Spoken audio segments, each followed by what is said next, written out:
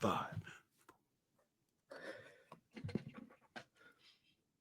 Welcome back into another edition of the Kickabout here on the Blue Room. I'm your host, Rob Vera, joined as always by mostly always by my co-host, Les Roberts. Good morning. Well, good morning from over here, Les. How are you doing today? Good afternoon from over here. Yeah. It is definitely Saturday morning, and I'm hoping I don't think I'll fall asleep in the midst of any of this conversation today. But I've got a giant cup of coffee to aid my efforts today. Really quick before we get started, you guys can always find us on the social medias. Generally, I think Twitter, X, whatever, at Blue Sky, whatever. At the Rob Vera is mine. Les Roberts 77 is yours. Yes. So if you feel like coming online to harangue us about our opinions and or to completely miss sarcasm, I am fine with you guys engaging us in any way that you deem fit, as long as you try not to be too abusive, I suppose. Can I encourage anyone to go on and give Rob stick about Tyler Dibling, because he loves that. I want to talk, you know what, before we jump into all of our stuff today. So look, guys, today we're gonna have a relatively garden variety Everton show. We got a lot to discuss here at the second international break about the season so far. We're just a shade under 20% complete of the season. I think it's like 18%, Les. I did the math the other day. I love whipping out that calculator and showing off the easy math, the easy powerful math that there is to do. But before we jump into that, I think especially during the international break, Les, most of my goal in talking about Everton during an international break is probably responding to friends and lots of inside jokes. Mick Greenall, friend, obviously a Blue Room staple and friend of mine. And someone who, ironically, Les, like it's Mick and I sometimes see the game differently. I know this will come as a shock to you. Mick is more of an analytical, statistically driven mind. I'm more of a big, dumb gut instinct person. I'm a vibes guy. Aren't we? We're more vibes men, I think. Yeah, really. I'm a bit of a vibes guy. But I'm always just trying to make my buddies giggle online, and so he posted something about Tyler Dibling's impressive under-21s performance the other day. I made what I thought was a very clear, especially if you follow me, like you really don't see someone's replies, I think, on Twitter. And again, I don't know how how it works in the new world of Bond villain X or whatever, but usually you don't see the replies, I thought, unless you are following both people, right? So like Mick says something, if you're following him, if I reply, you see it because you follow me. So I figured if you follow me, you have heard so much of either what I've said and or read what I've said online about Tyler Dibling and patience, and how I before we even signed him, Les, I talked about how I kind of had a gut, like I thought this kid looked like the real deal. He had something. I was excited about him, right? And of course, in an overarching way, I've talked in general about the need for patience and development of young players and blah, blah, blah, and all that.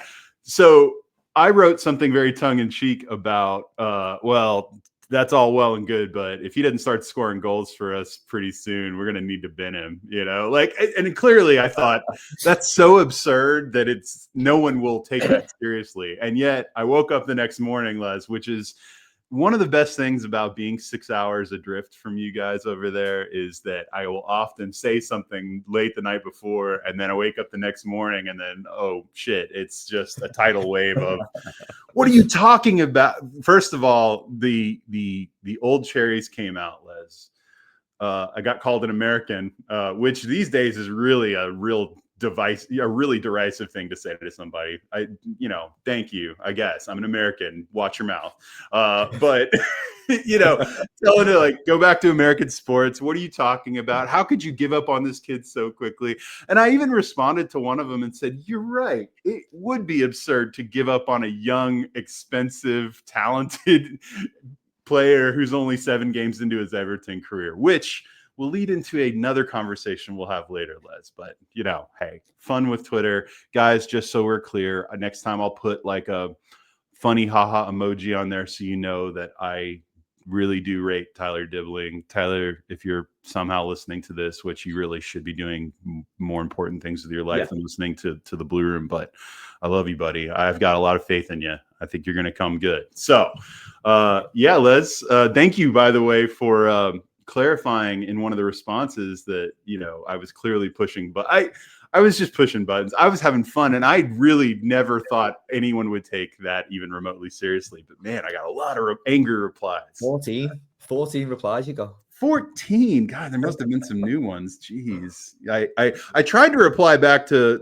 most of them and be like, guys, I'm just joking. We're I promise we're on the same page. So anyway, let me timestamp where we're at today, because I think just to give you a real quick view of my day today. So it is 8:46 a.m. Here in Oklahoma City, America. Today is a big sporting day in my part of the world. It's actually worked out very well that there's no Everton today, so I can have my mind outside of this conversation. Obviously, I can have my mind fully focused. But today is one of the all-time great college football, that'd be American football, college football traditional games. My alma mater, the University of Oklahoma versus the University of Texas, OU Texas weekend. It is a game played every year on a neutral field for the past 100 years in Dallas, which is almost equidistant between Austin, Texas, and Norman, Oklahoma, where the two campuses are. The stadium is split down the middle at the 50-yard line between the fan bases, so they have to coexist right at midfield. So depending on which direction you're going with the ball, it may feel like you're at home and it may feel like you're on the road.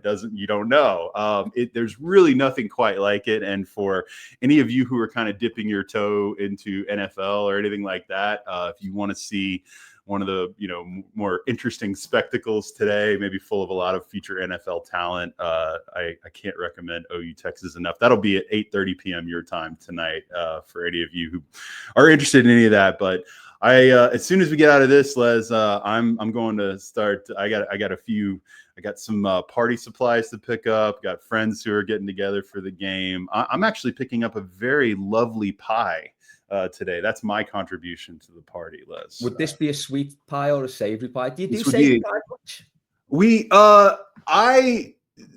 I have the only savory pie I think I've ever had has been when I've been over to visit you guys. Okay. Yeah, this would be a sweet pie. It's this pie is called a drunken turtle pie. Okay. And let me tell you, a drunken turtle pie, it sounds it does paint the picture of an actual drunk turtle, which I think is kind of funny. But a drunken turtle pie, I want to get this right. It's very chocolatey. It's pecans, chocolate, caramel, along with a little bit of bourbon baked into it on this like kind of graham cracker crust. Ooh, it's the best, Les. But I plan to kind of drink and eat sweets my way through the stress of a game like this today. So, pretty sounds exciting. incredible, to be fair. just on the college football thing, sure. I don't know anything about NFL, to be honest. That's fine. For a couple of teams or college football. Is there sort of an equivalent of of another sport? Because is that like the feeder game to NFL college football? Yeah. So is it like a reserve league, or what's the? Well, now that they can pay the players, it is sort of like I think the way to think of it is, yes, the college football is the primary means of which 99% of NFL players eventually go from there to the NFL, right? Okay. It's different in almost every other sport, right? Because let's say football over there, world football, players come from a myriad of different places. They're scouted from different countries, youth club setups. Maybe the parent club itself has the kids signed when they're 8 years old. Like it's very different. There's really nothing quite else like it here, other than, yes, we have college basketball, we have college hockey, but again, those sports are also sports where the players who eventually make it to the kind of best league version of that are, like coming from different parts of the world. They're coming from, just different places. But college football is very traditionally big here in a similar vein to the NFL, I would say, but not quite as big as the NFL. Is it quite partisan as well? The way you're saying it's like this is a big rivals match. Is it really? Yes. Yeah. And I don't know that there's any equivalent over there, but people in America really love think of the tribalism we feel of being Evertonians, right? It's us versus them, right? So we love in America to feel that sense of tribalism based on something as relatively insignificant as where we may have gone to university for 4 years of our life. And we then choose to extend that feeling of inclusion to also include hatred for others who went to a different school. And, it's very tribal. It's very much like, I think, how we feel about club to club rivalries in the in the entire pyramid of football. I imagine there's rivalries everywhere, but Oklahoma and Texas is certainly, like, they've been playing this game every year for 110 years, something like that. It's one of those kind of things. But incredible. Yeah, it's fun. It's fun.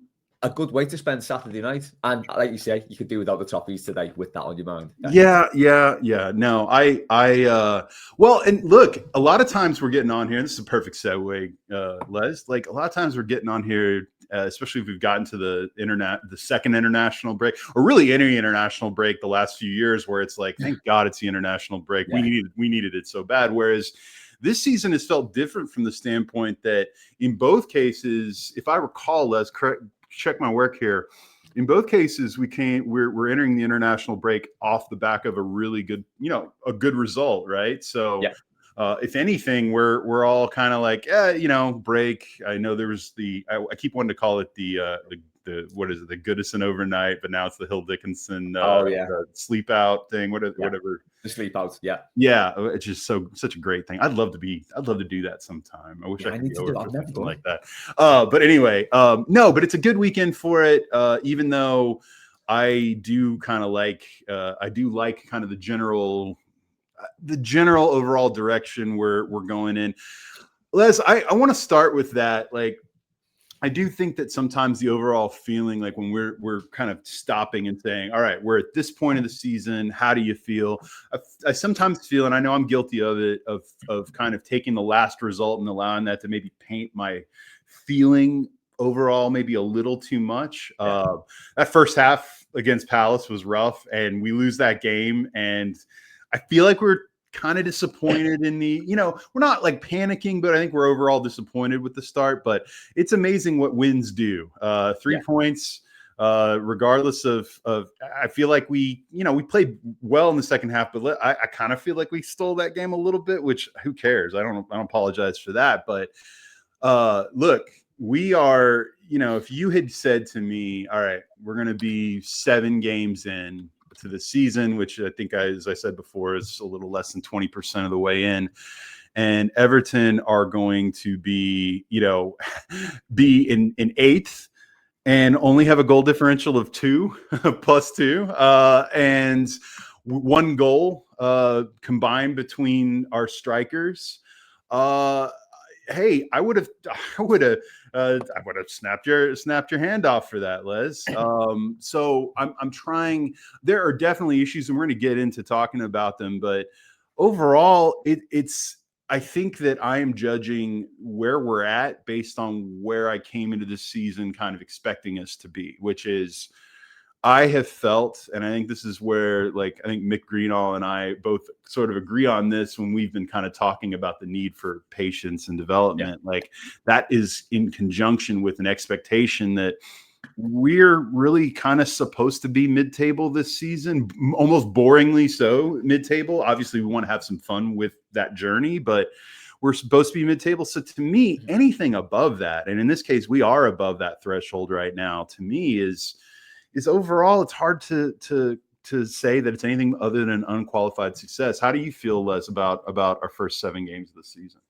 Yeah, the Crystal Palace match does cloud a lot of the judgments or paper over some of the negatives, I think, because if we did lose that game, we're on 8 points then. We're 14, and we're looking down at Brentford on 7, Forest on 5.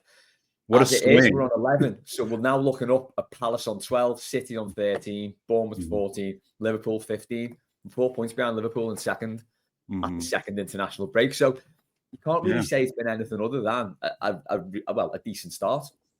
I think the issue we've got is it could have been better. Oh, sure. That Leeds game, the West Ham game, both of those are still haunting me a little bit. And Villa as well. There are 3 games we should have picked up more points from. Yeah.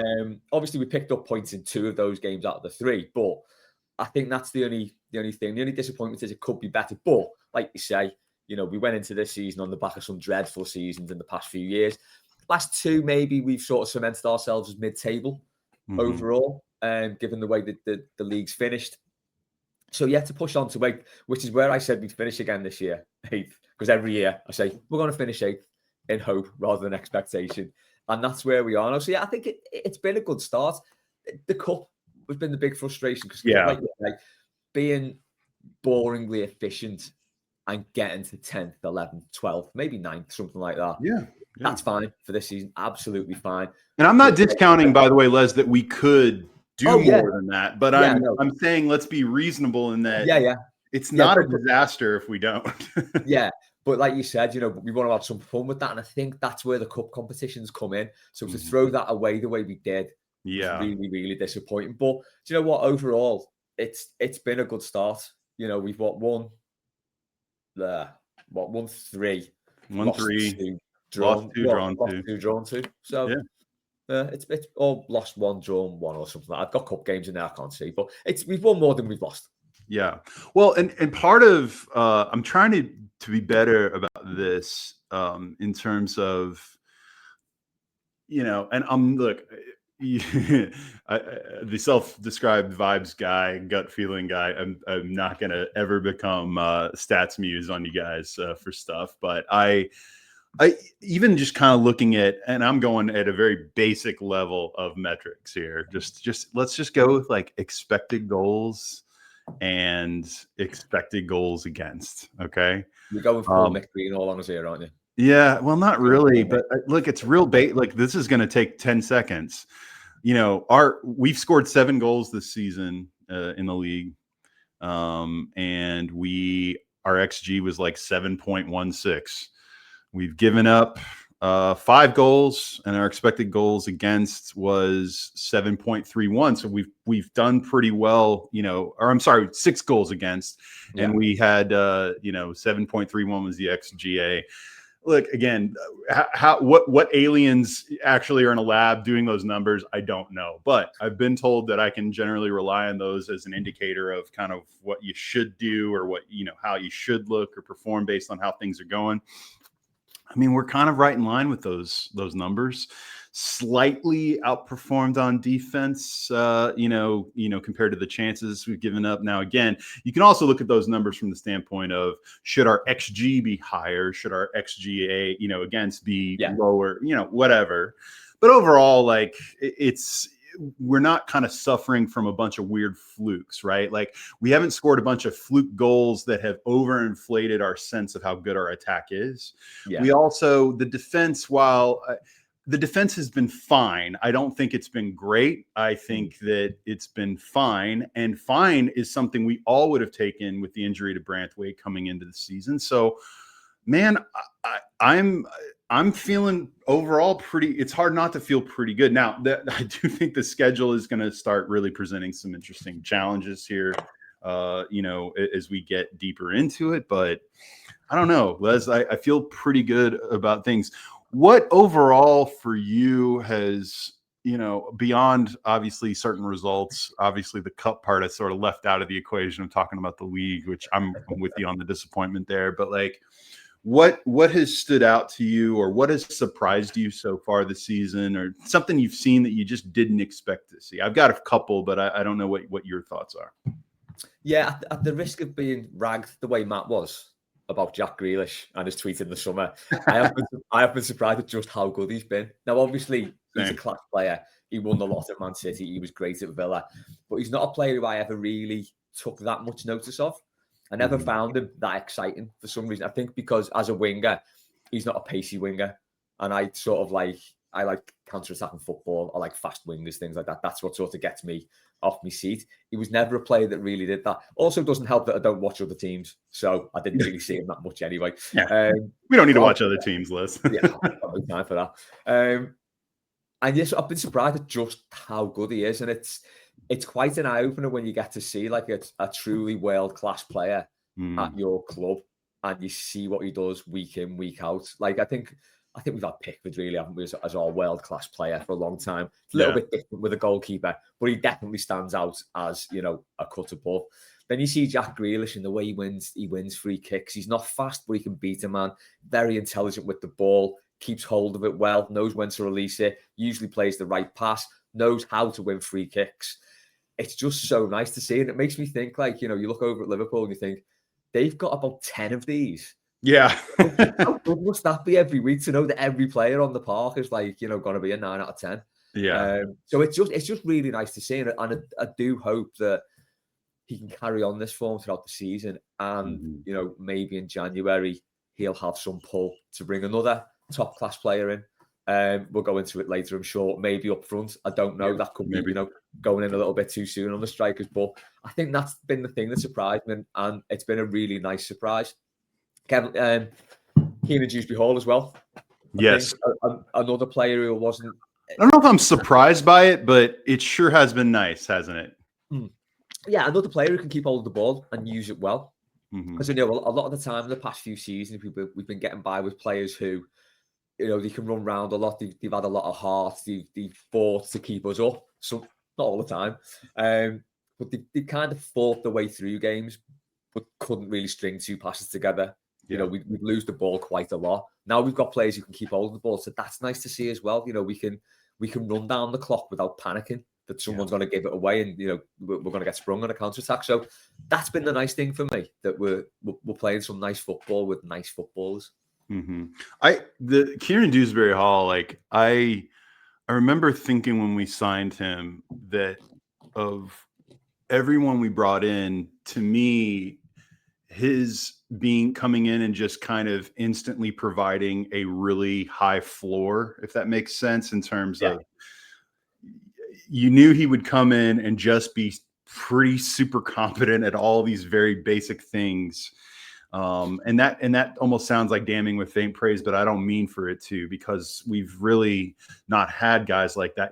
We talk about stringing two passes together. It's, when we talk about a pass, not to be too Captain Obvious here, but a pass always involves two players getting something right to a degree. Yeah. You know what I mean? Yeah. And it doesn't really help to have one guy who can pass if you don't have others who can help kind of connect the attack. I think that what Dewsbury-Hall has done in a lot of ways has been to allow Grealish and Njai to kind of be the best versions of themselves, because they've got that connective piece, they've got that help. And I remember thinking when we signed Dewsbury-Hall, like, this is probably going to be the most obvious answer to, at the time, not knowing what Grealish would be or would not be. I just thought, yeah, Dewsbury-Hall is the one that I worry least about, in terms of we're going to sign him for money, which was not crazy money, and he's going to come in and just be good. The kind of player that we could have really done with, over the last several seasons for sure.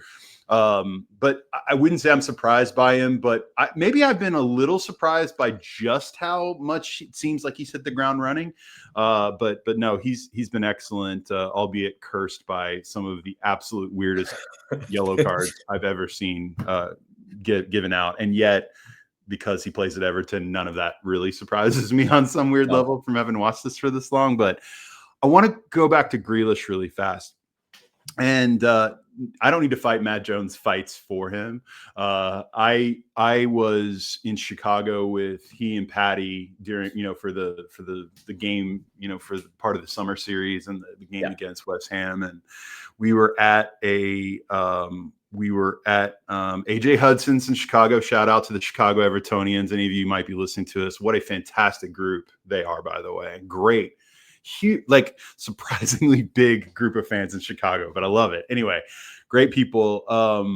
But one of the, we did a little Q&A session as part of a live recording, and the first question was about Grealish. And at the time, I think that and I don't want to speak for Matt, but I think we were relatively aligned on this. I think it was less about the Grealish, the player, and more about Grealish, the scenario, Grealish, the situation. Does that make sense? Like, how many times have we had the conversation about big player, big name player, is getting a little bit older. And he's only 29. He's not old, but I mean, he's getting on, stops getting playing time at his giant club where he's won everything before. And then he's going to come down to Everton. I'm not saying it like that, but you know what I mean. That's true. It's true though, isn't it? All I knew, and again, Les, maybe this goes back to the fact that we just don't watch enough football from other teams, but I just found myself thinking,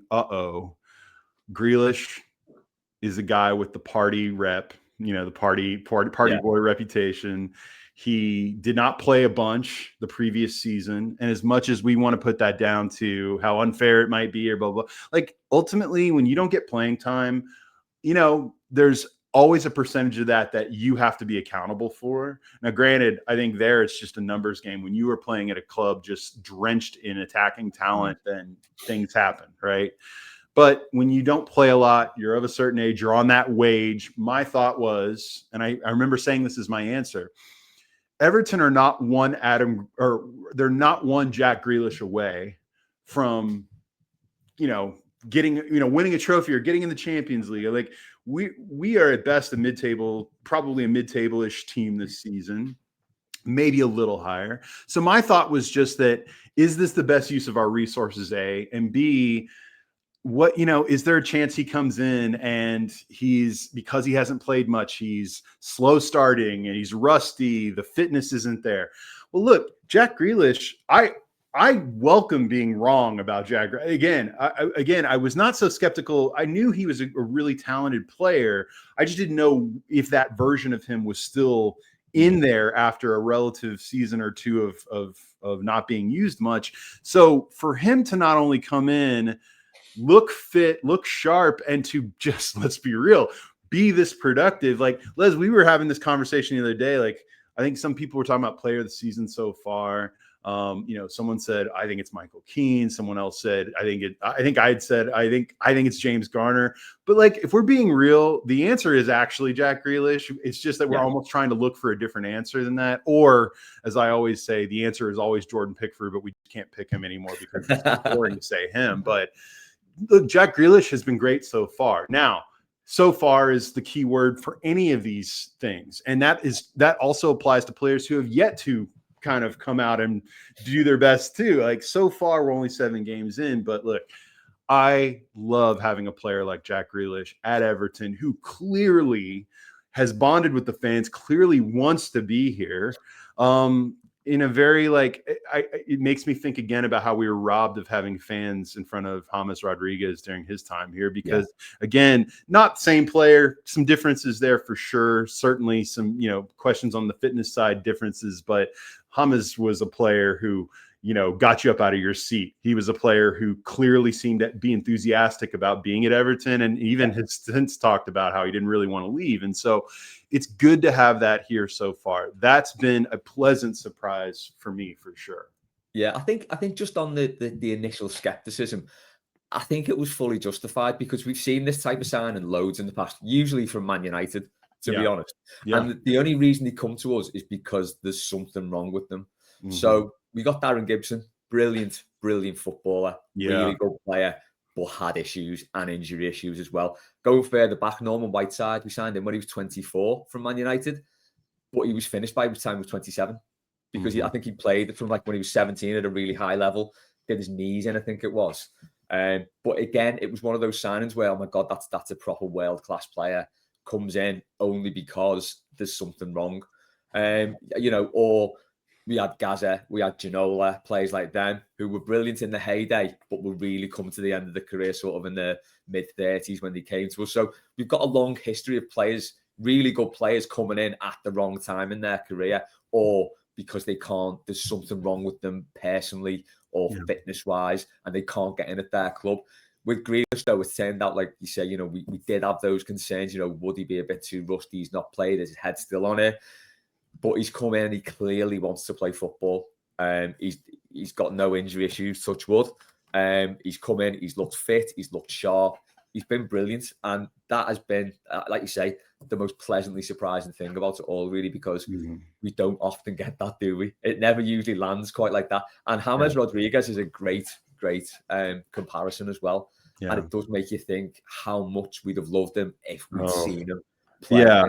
It would have been just incredible. Oh, I still think about, how he played in the Derby, he and Richarlison together. I think some of the goals, it's just a damn shame that we didn't get the fans didn't get time with him. It was what a weird world we were living in back then. By the way.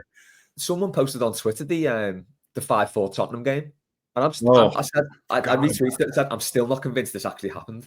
Because that game's like a fever dream. That was a wild game, man. Yeah, that was a wild game. Oh, I got to go back. That's one of those like YouTube classics I need to go back and dive into because it was very stressful, but very cool. And Everton coming out on the right side of a 9-goal thriller just never happened. So no, that's the classic. Everton had a brave draw or an unlikely draw, but we never win those games. And God, those were heady times. Heady times with Carlo in tow. All right, Les, another surprise, a pleasant surprise from the season, and I'm glad you're here today. Like, look, Les, we're friends. You're one of my best friends, and in terms of my international friends, you're one of my very best. But you're just in general, forget all that. You're just one of the people that I trust the most, and I feel like I can be vulnerable with you at this moment. So you're here for a very special day. One of my other pleasant surprises this season, Michael Keane. Oh, I know. Yeah. You're like, is this Rob who's taken over his body? Now, I'm not gonna go over the top here. And let's be real, the bar is coming into the season for him very low. Yeah. So I do at times feel like some of the reaction to his play has been a little overdone because so little is expected that like he goes out and is relatively competent and everyone's like, wow, can you believe this? I always believe, and I love I never gave up on him, which is hilarious for a guy who's been at the club for 9 years. I always believed in you, Kino. I know, clearly I didn't. I don't want to build around him for the future. He's still of a certain age, and I have other players I'm more interested in. But look, I want to give what flowers that Michael Keane certainly does not want from someone like me, one of his number one haters.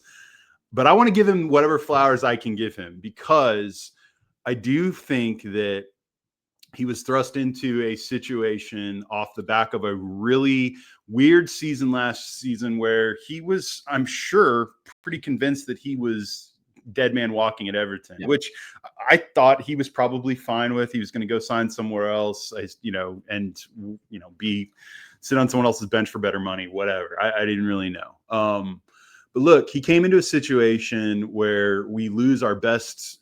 I still kind of rate now. Granted, Grealish, depending on how you view that, but look, Jared Branthwaite is a top class player. He's an important, vital part of Everton reaching whatever ceiling we can get to, and I can't wait for him to get back. But Michael Keane has stepped in and not shit the bed, Les. And I know that sounds damning with faint praise, but Michael Keane's inability to string more than a few good games together has really been the issue at Everton for years and years and years. It's not that he can't be really good for a game or two. It's that what does he look like overall over 5, 6, 7 games in a row? And look, anyone who's saying that he has been like that, he hasn't made a mistake or he hasn't, done some things that have been, now his mistakes have not cost him yet this season. I think he's been out of position for a couple goals overall, but nothing egregious to me. Yeah. And I think that overall he has come in and been an overall steadying force. Obviously the goal threat that's kind of always been there with him, it seems like. Now what I want to know from you, Les, is, and I'm saying this all sincerely, I think Michael Keane, when you have a backup center half who's experienced like him, your hope is that he comes in and gives you 6.5, 7, maybe a 7.5 out of 10 type run of performances. And he's done that. So I have to give him credit. He has kept Everton from imploding defensively. And I say that with the knowledge that, and I want your thoughts on this, we always talk about center halves being partnerships. I don't know, conversely, looking at how Michael Keane has been pretty good, how to view James Tarkowski, who I think has been pretty shaky to start this season. And if we're being honest, I thought James Tarkowski was really shaky most of last season, but he ended the season pretty well up into the injury. And we've sort of just memory hold how much we were all kind of like, God, Tarkowski's making these rash challenges. He's like out of position. I don't know what to make of that. Of course, we gave him a contract extension because we're Everton. And, we want to wait until the player is getting just to that point of decline where we're like, oh, he's declining, but what a leader. Let's give him 3 years. So, Les, with all that said, one, what do you think of I don't want to call it a mea culpa, but maybe it's a mea culpa. What do you think of my mea culpa of Michael Keane? Am I relatively spot on there? And what do you make of the Tarkowski, Branthwaite coming back? What does all this mean? Who's going to be playing? I think it's going to be Tarkowski and Branthwaite, but what are your thoughts? Yeah, no, it's, you know what? It takes a big man to sort of say, do you know what? He surprised me. Yeah. Because like you say, you were not his biggest fan, should we say? So that's an understatement, but yeah. So to say that and acknowledge that, I totally agree. My big concern was, although I said at the time it was a good idea to sign him as the fourth choice centre back, he quickly became the second and then quickly became the first, and that was my concern. I thought if he plays at the start of the season and he has an extended run of games, that could cause us issues. Because that's exactly what happened when Sean Dyche, wasn't it, wouldn't play Branthwaite until he was absolutely forced into dropping Michael Keane. Which is insane. I still, to this day, by the way, Sean Dyche, one of the things that goes under the radar about him, for all this talk of how smart a defensive coach he is, his selection mentality around our center halves has always been super suspect. It wasn't just him. Remember when he first came in, he was willing to ride with Michael Keane almost to the point of us getting relegated until he was so bad that he finally had to put Yerry Mina back in. That was it. And then we sold Mina, and then he did the same the start of the next season where he put Michael Keane in until he was like just Branthwaite every game. Yeah. Anyway, go ahead. Sorry. It's like, like you said before with Grealish and everyone else, it's up until this point in the season, it's been good. Needs to carry that on now because it looks like so far he's definitely got that thing out of his system whereby he makes a catastrophic error maybe once a game and has to get bailed. Knock on wood. Don't say it's completely out. But yes, so far I think I remember one where he absolutely just passed it backwards and the guy, I think, and I can't remember what game it was, and then the guy didn't score, so it didn't matter. But we've avoided the nuclear catastrophe so far for sure. But what we have had, so while he's not been doing that, we have had Jake O'Brien look shaky, and he's made a couple of errors at right back. Yep.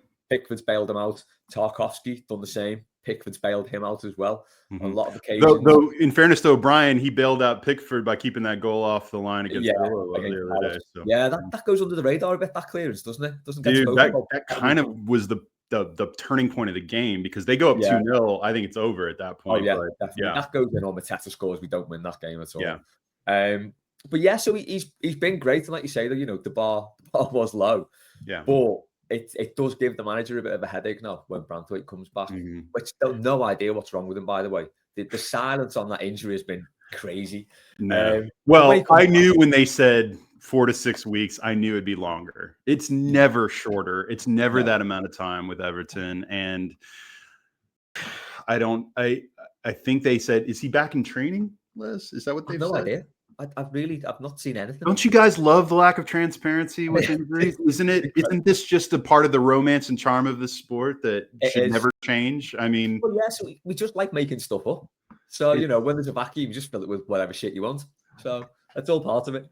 I just gotta say this because, again, it's more of just one of those funny, ironic, haha things. You would be shocked at how fit Yerry Mina has been since he left Everton. Really? It makes me insane. Like, I'm happy for him, but it also just makes me insane. Like, what is in the water on Merseyside with some of these guys? Like Branthwaite, that's the thing is I certainly want to, and by the way, that's to me the biggest praise I can give Michael Keane, is that Branthwaite's injury could have been a catastrophic moment for the start of our season.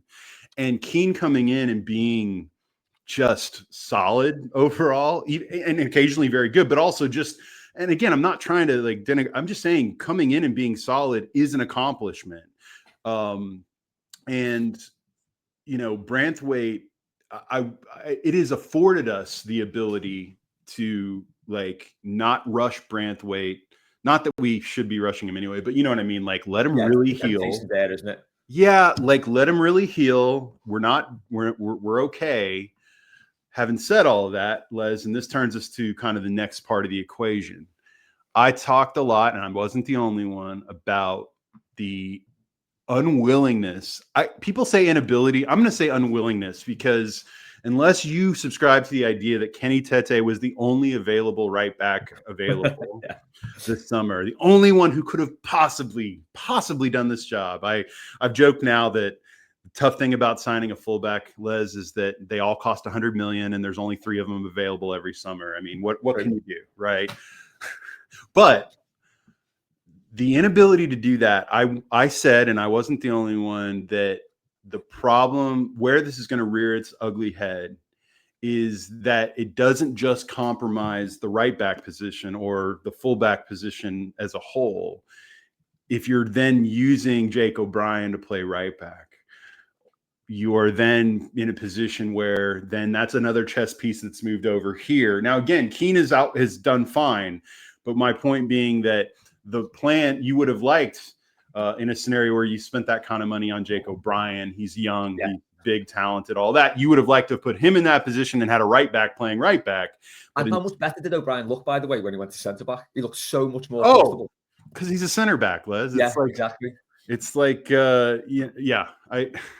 so now, and again, we don't know, and God knows we won't know. I don't know what you thought. I've not seen much about it. So Michael Keane left the Villa game. No, not the Villa game, the Palace game. Sorry, I'm just having a moment. He left the Palace game early with an injury. He tried to play through it. I couldn't quite tell. Was it like a rib thing or I couldn't? It didn't seem like a leg thing. It almost seemed like he had kind of pulled something, or I don't know. But Michael Keane, and I want to point this out, for all of my clowning on Michael Keane, he has almost infuriatingly been available for the last 9 years of, since he's been at Everton. He's always fit.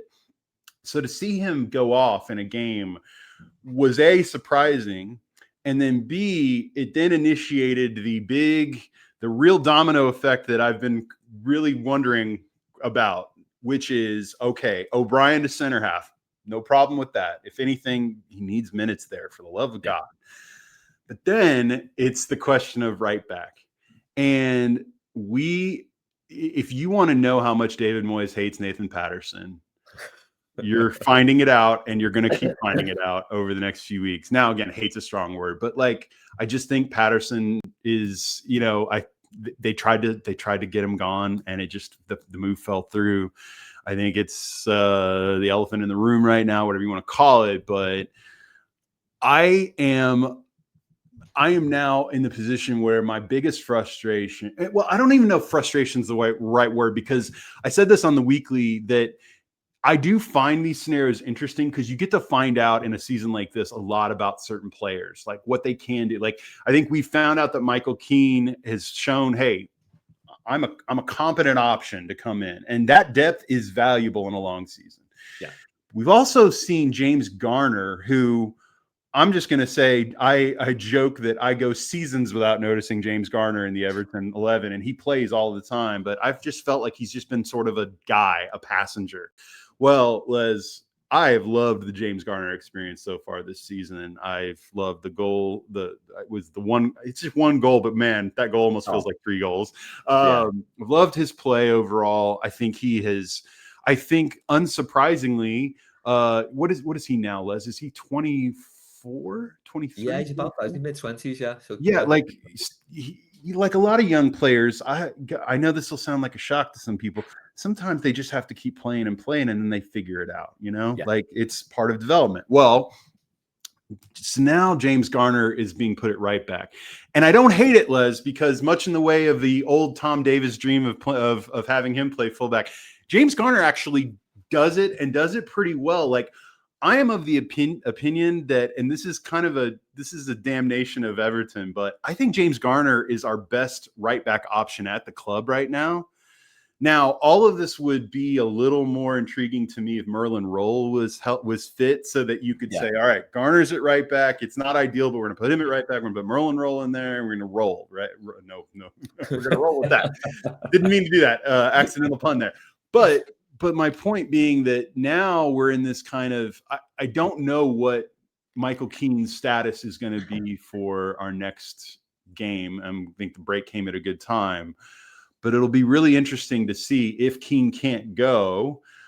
Are we going to look at an extended period or extended look at Jake O'Brien at center half, James Garner at right back? What does that look like? I have no idea, but I'll be damned, Les. It'll be fascinating, won't it?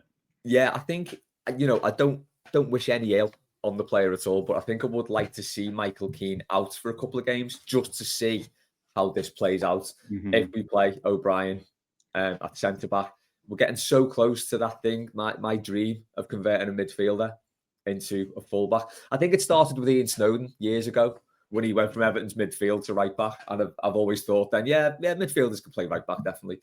So I think I'd like to see James Garner there, because when he's played there, he's looked really good. He's got the frame of a fullback, to be honest. He's got the attributes you want from a fullback. He can cross, he can tackle. He's not fast, but he can overlap. He could work with a winger in that way. And I think that was one of the things that sort of hampered Tyler Diblin a little bit when he was on, playing with a centre-back behind him and not a fullback who agreed. That didn't help at all. So I think if you get someone who can play the fullback role as a proper fullback, not just a defender, it will help whoever's on the wing. And I would like to see that. Obviously, there's going to be changes up front as well against Man City because Grealish can't play.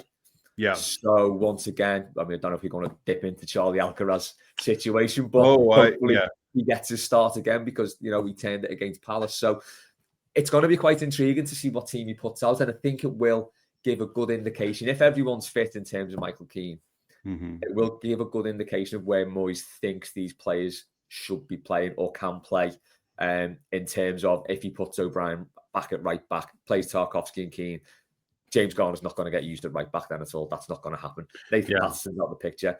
If he plays Charlie Alcaraz, he's got to play him, surely. He's got to start him. Yeah, would Alcaraz be in the 10 and Jai on the left, and would you put Dibbling on the right against City? Yeah, I think I'd go for that. Although Dewsbury-Hall's back, isn't he? So it'll probably be Dewsbury-Hall. Sorry, I keep forgetting. Alcaraz would be on the right. Damn refs have just made me already forget about Dewsbury-Hall. I feel like they already gave him a yellow card in that game against Palace, and just another one just to really twist the knife. Yeah, so that'll be interesting. So I think what sucks about that is Well, you could also get weird with it and say, okay, if Garner is out of the midfield, do you play Dewsbury-Hall in a deeper role? Do you play Alcaraz at a 10? Yeah. Like, here's my thing. I have been, and you guys know this, I'm a huge fan of Alcaraz ever since he got here, because he's literally just, beyond him just sort of looking a little like a South American Tim Cahill. He is one of those guys who, from a size and like athletic perspective, you just look at him and you're like, I don't know what this guy is, but all I know is that when we put him on the pitch, things happen. Yeah. Charlie Alcaraz came into that match the other day and was just last week and was just, I want the ball. I'm not going to dilly dally on the ball. I'm going to make decisions. I'm going to shoot. I'm going to pass. Yeah. And he plays with his guts and his instincts. And he's not an overthinker. I love that about him. You need that kind of frenetic energy in a side. He certainly earned, I think, the start against City. It just is a question of Dewsbury-Hall has certainly not done anything to lose his spot, but and that's my question to you, Les, is Dewsbury-Hall, and I don't know enough, maybe, but I've heard some people talk about the idea that in certain situations, while Dewsbury-Hall is most traditionally probably more of a 10-ish type player, that he could play a little further back and be viable. I don't know how much he did that with Chelsea. What do you think of that scenario? And let's not talk about long term, but let's just say against City. Yeah. You don't have Grealish. Let's say you want to get Alcaraz in. Would you feel comfortable putting Dewsbury-Hall a little further back? Yeah, definitely. I think I'd like to see that anyway, to be honest, because we need to start weaning ourselves off Garner Gay, really. And this season, we need to wean the team off needing him. He's not been great this season. He's still done okay, and he's okay, and he's been doing things relatively well, but he's not been great. He's not been as good, and you kind of think, as he's getting older and older, he's not going to get better now. He's not. He's peaked. Well, we got African Cup of Nations coming up, and exactly, we got to be prepared for just even that stretch this season. Without him, and is Njai? I can't remember. Njai is going to be gone too. So, yeah. Sadly, Beto isn't. But we'll talk about Beto here in a minute. Yeah. But yeah, I'd like to see Dewsbury-Hall dropping into that midfield spot, because remember the first few games of watching him, he did look very box to box. He seemed to be everywhere. So I think if you do put him in that 10 position, you kind of lose a bit from him, because he's playing so far up the pitch. He's not involved until we get into the opposition half, when I think he's got a lot to offer defensively as well. He's one like Alcaraz, who picks the ball and goes direct with it. I think Dewsbury-Hall can do that too. Really? Okay. He's also got good range of passing on him and everything. So I think he could definitely play deeper in that midfield. Okay. And I would quite like to see that. Maitland Role is a disappointment, and I'm hoping he's not the I know that poor guy. I made the Merlin Philippe Gubam and rolled joke on the week. We have got to stop projecting our past traumas on our present players, and I know that's impossible. We do it so well, though. God, I know we're so good at it, because it feels like a language that we speak almost. I mean, the comparisons with Gabam as well. I think Keith said this on a post match. Is like he's played a good 20 minutes when we all thought, oh my God, he looks great, and then we've not seen him since. Yeah. So he looks the part. He looks exactly what we need in that sort of box to box midfielder. So in the absence of him, I do think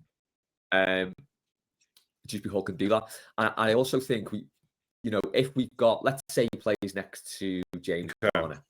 Just for argument's sake, he plays in that midfield with James. Who's Garner. playing right back in that scenario? Okay. Go ahead. I'm just going on Dewsbury-Hall as a midfielder now with another partner who's not just a Garner Gate. If we look beyond that, I think then you've got two midfielders who can got a good range of passing between them. They're not just a defensive midfielder. So when we do break up the pitch and the ball inevitably gets passed to Idrissa Gana Gueye, who then has to shoot. Did well in the derby, but that's about it. He'll never be a hot shot. Then it gets passed to Garner or Dewsbury-Hall, both of whom can shoot, because we're setting up a lot of chances for like forward rushing midfielders. So I think I would like to see that. And the good thing about this, and the intriguing thing about this, is that I can't really remember the last time, maybe Ronald Koeman, maybe Roberto Martinez, the last time when we had this sort of wealth of options of good quality players to play in different positions and see what works and see how it lands. If we did drop him back, how well he'd play there. Then that opens the door to play Alcaraz in that 10 role where I think he's best. So yeah, I would like to see that. And yeah, obviously I'd like to see James Garner right back as well. But I think it would be, I'd be willing to do that. I think it'd be a good shout. Well, and look, I'm someone, and again, I want to say something because we just talked about like our past traumas being projected on the current players. It's sort of language that we speak as Evertonians. I also think one thing that and again, I'm not saying we're distinct from any other fan base, but being part of the Everton podcasting industrial complex, Les, let me tell you that when we talk about, I look at these scenarios in, especially now, unlike in the last few seasons where one injury would mean we have nothing viable behind them and we're in a panic mode. Whereas now we actually have what I consider to be a set of really intriguing options that I just am curious as a person who likes watching the process of a squad grow and develop. I'm interested to see how does Garner respond to potentially extend time at right back? Like, just, why not? Like, why do I have to decide that that's a bad thing? I mean, what if, I don't eliminate the idea that he could be as good a right back as he is a midfielder. I don't know, maybe, we'll see. But also I'm interested to see O'Brien at center half. I'm interested to see, what does Merlin role become? How can you stretch Kieran, KDH into, Dewsbury-Hall into like, different roles and how can he still be effective and productive in different areas of the pitch?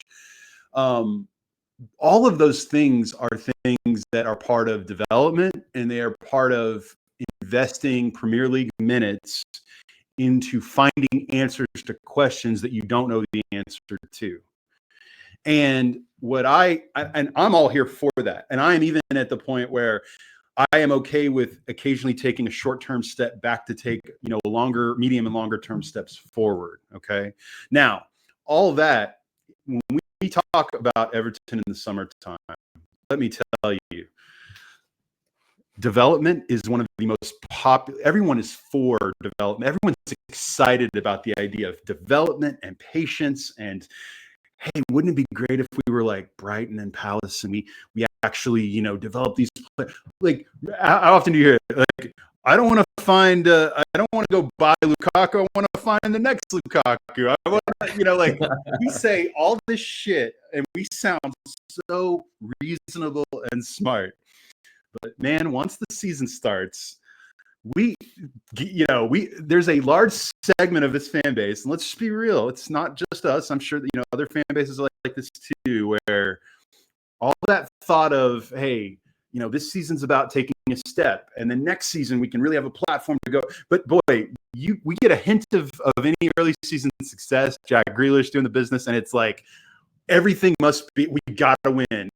And Moyes says no patience for this, and he's got, we gotta win. It's time to get to Europe and all these things, and I'm just like, I don't want to put a cap on what we could be this season, Les, but I worry that and I'm going to ask you this too, like, is there a part of you that thinks that sort of mentality of, now again, we're the fans, we're not making the decisions, but like, is that kind of mentality of the short-term fix, does that just get us back in the cycle of repeating this over and over again, where every player becomes a stopgap and, we really don't develop these younger players? Like, I just can't look at another Ademola Lookman go off somewhere else and, become a great player because we didn't have patience or whatever. And again, every situation's unique, but I just feel like we are all for development until the patience required for development actually is asked of us. And then we lose our minds. So with that,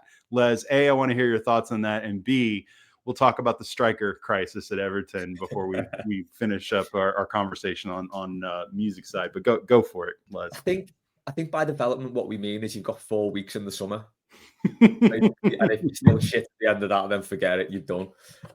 No, it's an interesting one, isn't it? Because we've said for a long time, and it comes back to signing players like Grealish when they're sort of getting to sort of not the end of the career, but they're a bit older. Yeah. We want to be signing them when they're 19.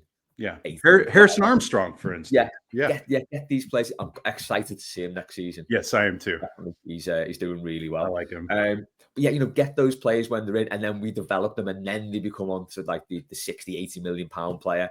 A bit like with Jared Branthwaite, basically. But with Jared Branthwaite, it was clear from very early on that he was pretty much ready to go. It took him a couple of years to get in the team, but once he did get in the team, he had that really good loan at PSV, didn't he? Right. When he came back, it was clear he was ready to go then. So we did a loan spell really well. Hoping we're going to do the same. I would like us to send more of our players to the Dutch league versus we're going to send them to Preston again, or we're going to send them to, like, I don't know. Because whatever. I think the thing with I mean, it's not the same as it was years ago where it was like an old boys club. But I think with English football, there is very much this mentality whereby in the lower leagues, especially whereby you send a young lad there, he's then got to prove himself, not as just a player, but as a man. He's got to be able to be, he can't be bullied by the older players. So he'll be getting kicked by every, half-arsed ALS footballer in the division, because it's like, I've got to teach this kid a lesson. No doubt that does go on to a degree on the continent, but I think it will be less because it feels like it's very much a British thing now. And I think if you can get the players out of that bubble, actually playing football and not worried they're going to get their Achilles snapped, it's obviously much better for the development. So that loan was really good, and I would like to see us do more of that. But on the development thing, I think that's how you've kind of got to develop players, because if you develop them in your own team, there is less scope to make mistakes because it's your player and you need to win the game. Now, if they're away, like Jared Branthwaite's away at PSV, we don't know what's going on there at all, so we don't really care. So long as he's playing, it's all good. He might be making mistakes week in, week out, but the manager's like, no, he's a good player, I'm going to stick with him. If it's happening at Everton, he's making mistakes with our team, and understandably, you don't want that. And but don't you have to sort of accept that mistakes are part of the process of development? Definitely. But I think the issue is when it's your team, and especially if you get off to a reasonably good start, that winning becomes infectious then. And you're like, well, if we won that one, well, we can probably win this one. I'm going to Man City next week thinking we could get something there. Yeah. I doubt we will, because they're looking pretty good again, and Haaland's looking incredible. Oh, I love Haaland. It's like, it sort of becomes, you get that optimism, and it grows and it grows and it grows until it eventually gets knocked out of you by a really shit result. And then you're back on the floor again. But then you can't bring the young players in then, because the team's on its arse a little bit. And it's a bit of a vicious cycle, but I can't see exactly how it happens, because that weight of expectation and just wanting to see your team do well after a win and build on it, that kind of becomes all consuming. And, in the past, managers have fallen into this trap as well. I think Calvert-Lewin's injury problems have stemmed from previous managers just putting him in the team when he's not fit, because we needed him, because he was the only striking option we had. So I think, it's a tough one with development. We do want to see these players develop, but it's how do we have the patience to do it? It's a tough one, and that's why the managers paid the big bucks in the end, isn't it? To sort out that headache, really.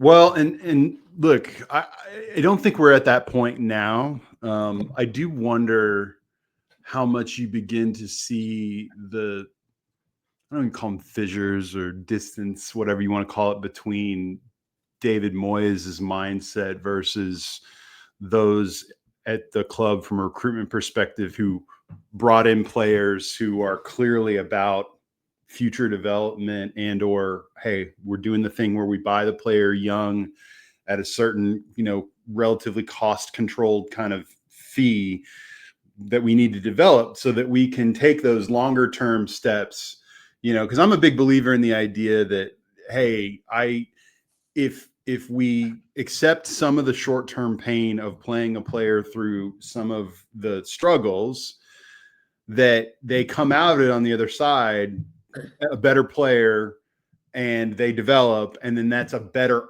top level. There's a higher ceiling to that outcome versus the quick give up and let's just go sign Gabriel Jesus and hope that he's still got something or cares or whatever. Now, again, I'm already calling that one. It feels like that could happen, but look, here's the thing, and this gets us into the striker conversation. One, because this is a conversation about both Beto and Tierno Berry. Okay. Look, all of us would love it if each of them had a goal or two, and we would feel better about things. But I think that given the context that we kicked off this episode talking about, Everton after 7 matches are in 8th place. Granted, we all overemphasize placement in the table way too early in a season because, to your point, we're 3 points out of like 2nd, but also 3 points above 14th. You know, I mean, like, or 15th. Like, who, you know, it doesn't matter that much. Like, can you read a lot in? But whatever. We're in 8th. Objectively, we're in 8th. Okay, and given the expectations, 8th is pretty good. The way I look, a lot of people are freaking out because, oh my God, our strikers aren't doing anything for us, but they're acting almost as if they've cost us all of these games, which it's not really true. It doesn't bear out in the stats. It doesn't bear out in the table. And if anything, to me, I don't think I'm wildly thinking outside of some, out of the box here. I don't think this is some galaxy brain take, Les, but the fact that we only have 1 goal in the league between, Beto and Berry, and we're in 8th, to me is precisely the reason why you don't just give up on those guys. And not that you can anyway. We don't have any other strikers until January, so it's not like we have a choice.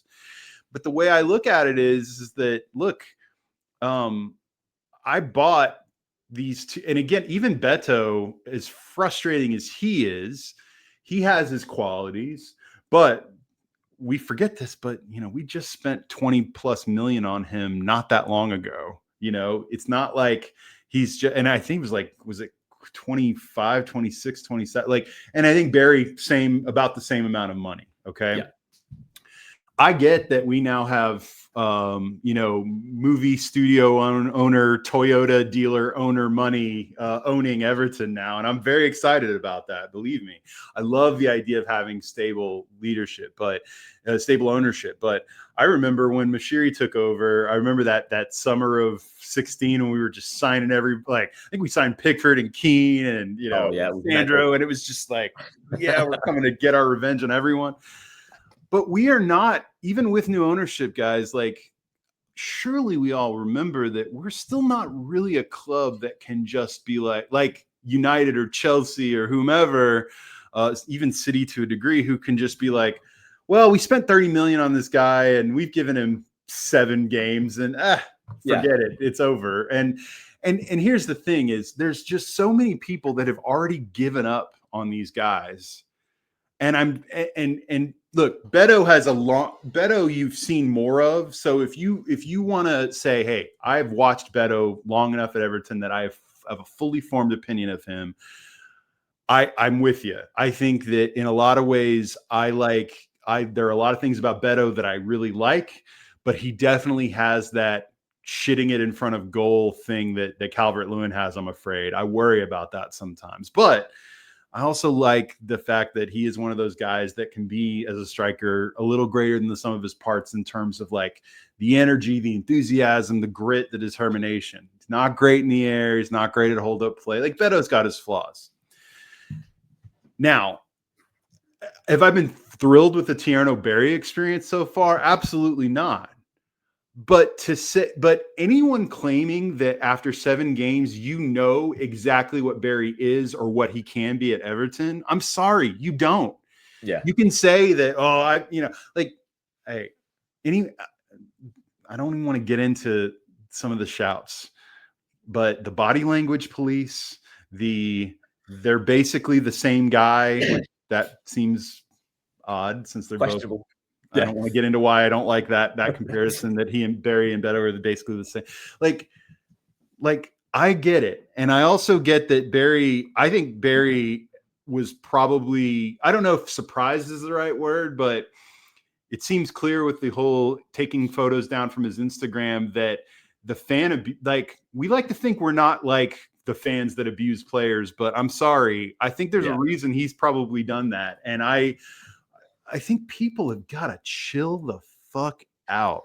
7 games. We bought him for 27 million. It's not like, It's not even 7 games. It's probably no. That's not the other thing. games. What has he started? Two of those, Yeah. 2 or 3 of those, maybe. And again, I just think we all need to chill the fuck out a little bit about Tierno Barry, because I'm not saying I know he'll be successful. I don't know. What I am saying is that I don't know, and you don't know either.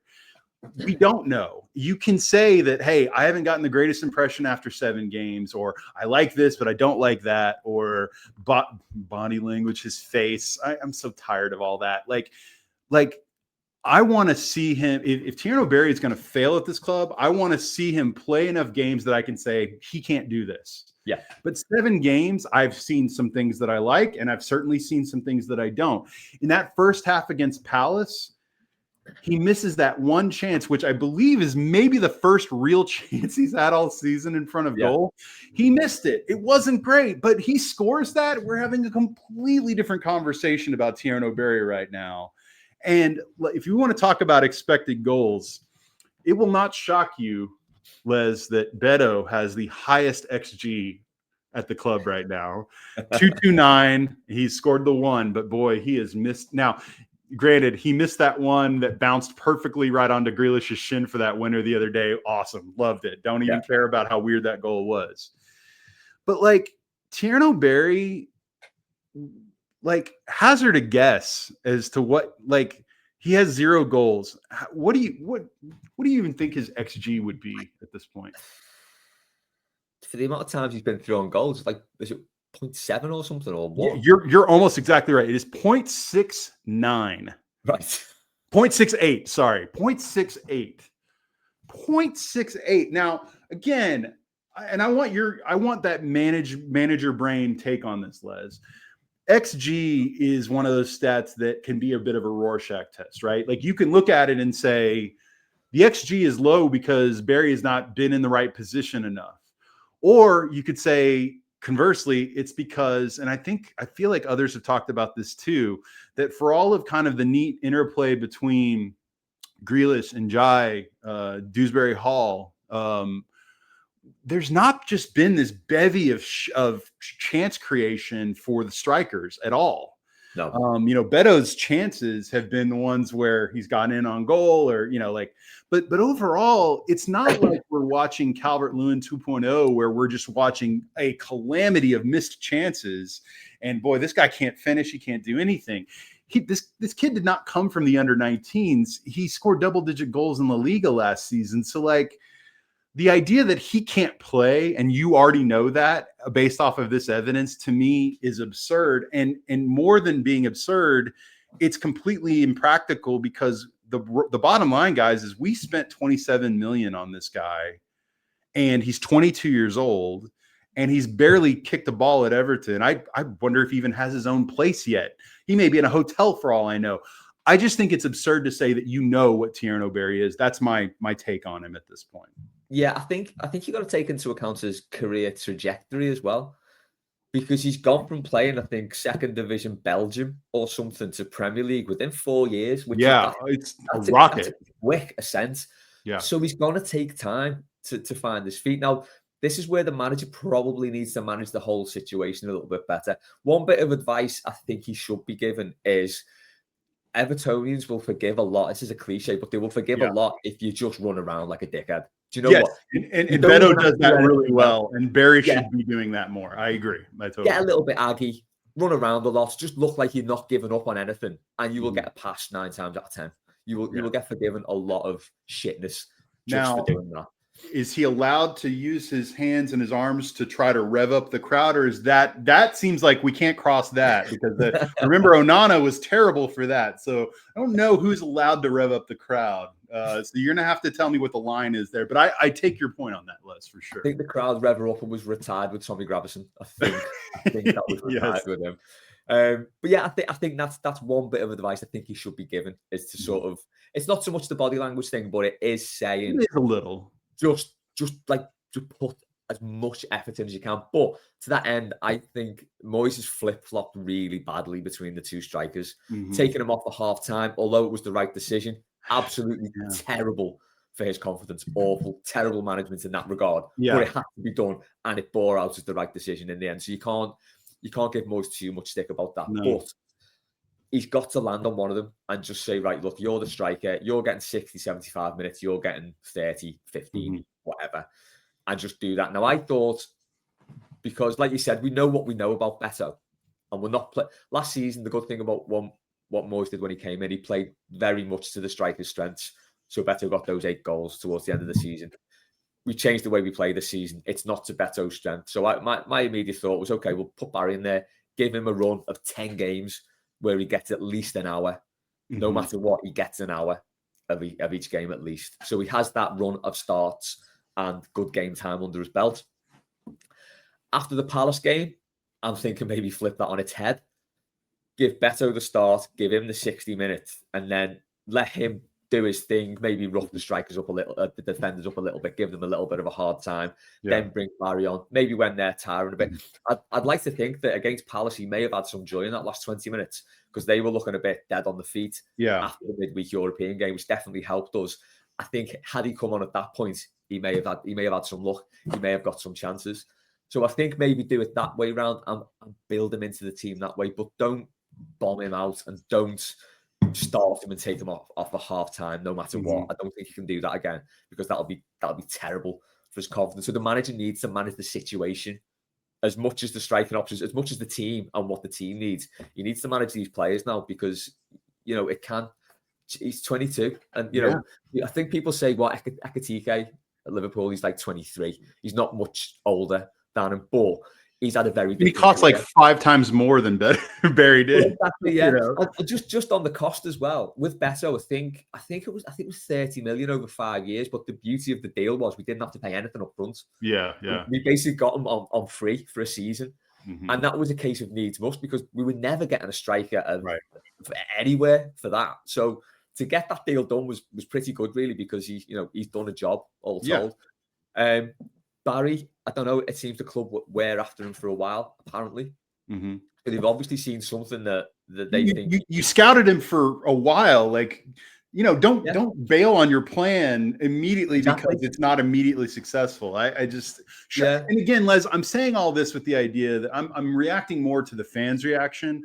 I'd like to think that there are cooler heads at the club who are not immediately giving up, but I'm seeing like really experienced seasoned journalists who are already like, oh, the striker problem at Everton is terrible and they need to get someone in.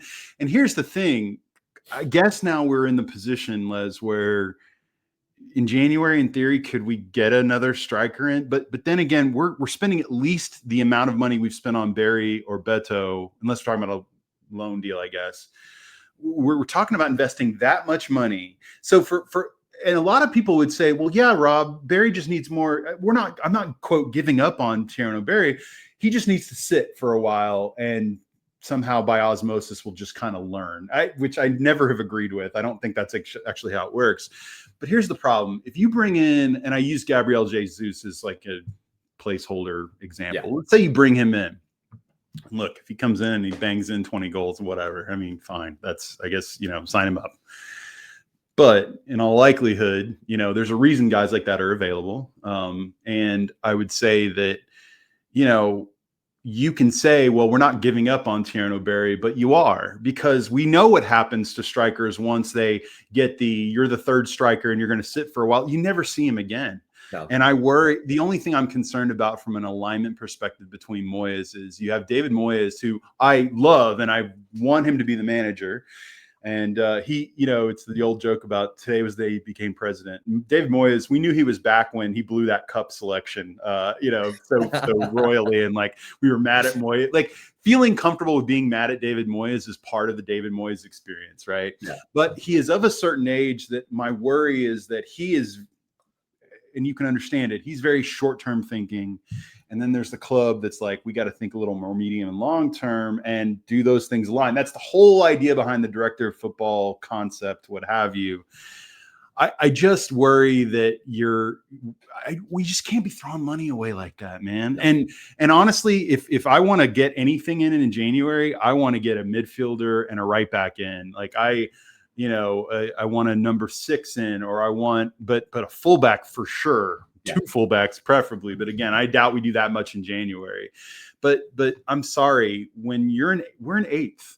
If the striker problem, if the lack of goals from the striker, as annoying as it is, when it starts really costing us games, okay, then maybe we get to an inflection point where we got to address it. But for now, I just am of the opinion, like, let's see how this plays out. And I'm with you, Les, like, start Beto or start Barry, but give these guys a defined role that they can sort of count on. Like Barry, if you don't want to start him, even though I kind of am inclined to, like, let's see what 5 starts of him look like, unless it's just it's awful. Like, let's see what it looks like. But hey, whatever. If he wants to go with Beto, fine.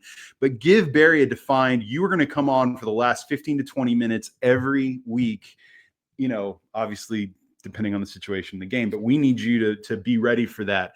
Give him a chance to, sink his teeth into a role. But not playing him, to me, is completely irresponsible. You have got to play these guys to figure out what you've got. But in particular with Tierno Barry, I guess my larger point is we don't know what we have in him, and anyone saying they know is the problem. People who are giving up on a player we spent that much money on, of that age, of that like you mentioned it before, Les, he has risen so fast in a relatively short period of time that on the one hand, to your point, that's why patience is required, because it was always, at some point, there was always going to be like a growing pain, plateau that he hit.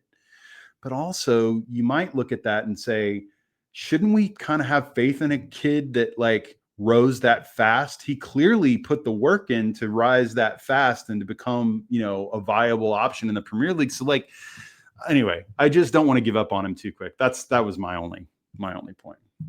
Yeah, I agree with that completely. I mean, there are games where we maybe, and this is where Moyes has got a lot at his disposal again. And I think I mentioned this with Dave on Blue Monday one time, where we can play without a defined striker. So we could play Alcaraz there, we could play Ndiaye there.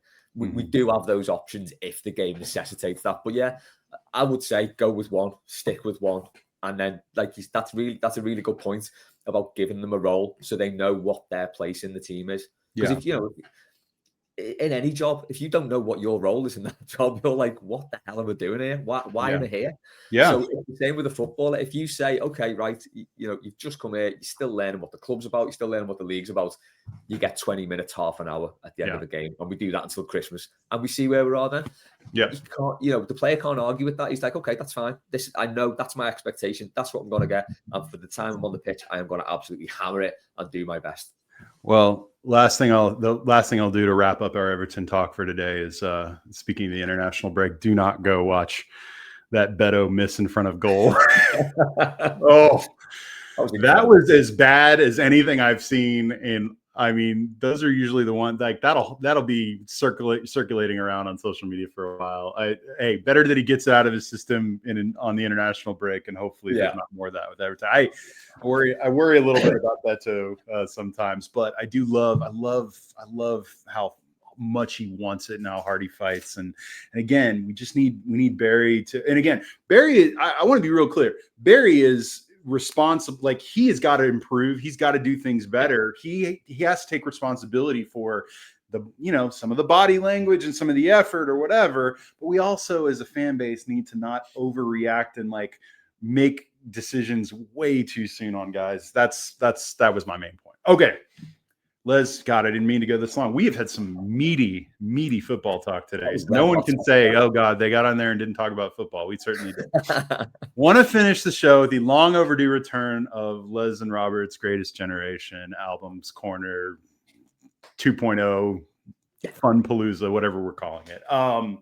So as a reminder, for those of you who may be new and or who have not heard us in a while or forgotten this, because I think last time we didn't even do this, Les, because I think we just got so into football talk. We didn't have time. But Les and I, we are part of the Greatest Generation. We are both in our kind of late 40s, and we were born at a better time in the world. Let's be real, Les. Music was better. Everything was better. Everything was better. I don't want to investigate that claim too deeply, but we pick out an album generally from the range of like the 80s, 90s to in 2000s. My favorite time in music. I think Les's favorite time in music as well. We each pick an album. We each challenge each other to listen to it and get impressions. Les, I want to start with the one that you picked this week because it's very fresh in my mind. You went with, if I recall, the Coral are a bit of a they're a bit of a local treasure as well, are they not? They're a Merseyside band, but you chose the Coral's self-titled 2002 debut. And tell me why you picked this album, and tell me kind of your thoughts on this album, this band, because I've got some thought. They're different. There's something different about their sound that I can't quite place, but that's why I want to give you the chance to kind of frame the picture for me a little bit first. Yeah. So the Coral are probably the most successful local band to me. So they're from Hoylake, which is what do you mean they're the most successful? Like in what? What do you mean? So in I think the Beatles might have something to say about that, Liz. I mean, local to me, though. I mean, like as in walkable distance, basically. Got it. And the weird thing about the Coral is there's probably about 4 degrees of separation from a member of the Coral and someone in Wirral. It's like their reach sort of into music across Merseyside is like it really extends far and wide across the region. And they still knock about in Hoylake. They've never moved down to London. They never did the London thing. They stayed up here, did everything from here. A very quite parochial in that way. And although they say they're from a weird little fishing village, which it is, I think they're quite proud of that as well. Because it kind of helped make them what they are. They've just brought out a film called Dreaming of You, which is, have you seen the Oasis one? The Oasis film. I saw the Oasis documentary that came out a few years ago that they did, which I loved. It's a similar film to that, where it's interviews and stock footage and animations all cut together to make the story of how they became a band. And that's why I sort of put you onto this album, because it brought it right back to the forefront of my mind. I need to watch that because I love a good music doc. It's really good. It's really good. But yeah, so when they came out in 2002, it was bang in the middle of that Strokes Libertines thing. So we'd had the Strokes, which had knocked everything for 6, and everything was completely different. That led on to the Libertines, who were kind of maybe unfairly a bit of a British version of the Strokes, but they were that garage type guitar band, very raw. The Coral sound nothing like those bands to me. Yeah, and in the middle of that, you had the Coral, who were this band who came from nowhere in Hoylake and just burst onto. So, do you know the NME music magazine? Oh, of course. Yeah. Yes. They loved them. They were all over them from day one. And it was really weird to see a band of like lads who you'd see knocking about like where you live, being talked up and interviewed in NME. It was amazing. It was incredible. And then they brought the album out and it was like, what the hell is this? Because it didn't sound like anything I'd ever heard before. It's got rockabilly, it's got psychedelic in there, it's got Mersey beat, it's got so much in. They were around 19 when they released this album. Really? I did not realize they were that young. Jeez. Yeah, so it was just like quite an incredible album. And they've gone on to have a really good career, but they're one of those bands who I think should be bigger than they actually are. I think they've done about 8 albums, I think it's going to be. All, like, a lot of them quite different as well. They sort of go into different genres for their albums, but they're just a really, really creative band who've all stuck together. Bar one, Bill Ryder Jones was in the Coral. He left to go solo. He was the only Evertonian in the band as well. What role is he in the band? So he's on the debut then, I assume? Yes. Yeah, he was one of the guitarists. I'm going to say rhythm. But not the lead singer. He's not the lead singer of that band. No, right? the lead singer. That's James Kelly. And another shame with Copite. Yeah, that couldn't have been easy for Bill, being one Evertonian in a band of 7. But yeah, I think for me it was just a really not an era defining album like Is This It or Up the Bracket, but it was very much, I can't explain it, not an album of its time, because I think it's timeless. I think it still cuts through as much today. But there was a moment in that sort of period when they were massive. They were causing a massive buzz locally, nationally. And then this is where the film ends as well. They top it off with a gig in New Brighton, which is another seaside town, in a big top. And the bill on that one was the Thrills, the Bees, the Libertines, and the Coral. It was just an incredible afternoon of music where... Do you know the story of the Free Trade Hall and the Sex Pistols? Where it's Maybe. basically a seminal gig for the Sex Pistols, but it's like the venue held about 100 people, but everyone in Manchester was there. Apparently, if you speak to anyone who was a punk in Manchester, they were at the Freeside-Hall. They weren't. Got it. Yeah. With the Coral gig, I think I saw something about that on like one of the Joy Division documentaries that I watched about them. I think they were at. I think Ian Curtis was at that show. Yeah. But at the Coral gig, everyone was there. It was one of those occasions where you walk around and just bumping into people you just know from everywhere, and it was just a massive, massive moment. Wow. I don't think they've ever recaptured that. Is this your favorite Coral album? Yeah. Okay. Definitely. Interesting. They've been very influential in the local music scene as well. As I say, they've got a lot of offshoots, a lot of relatives, friends who've made bands. But yeah, I just because it's such a weird album to a degree. It's a weird sound album. like anything at the time. I was dying to know what you thought of it.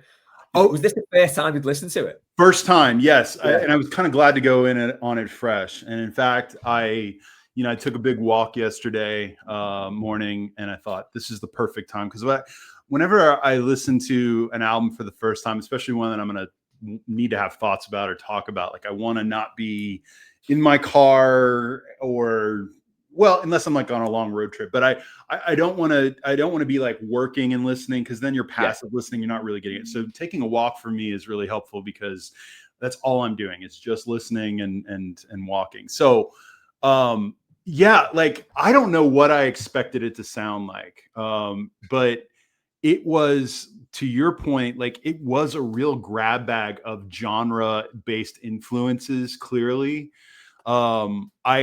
at one point the thought, and of course I kind of write these down, kind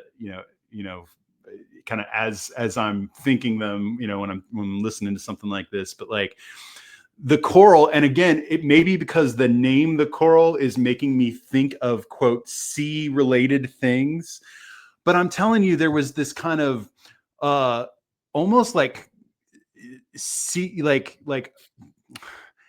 I was thinking that it was almost like an old sea shanty pirate band was resurrected and told to learn 60s psychedelic music. Yeah.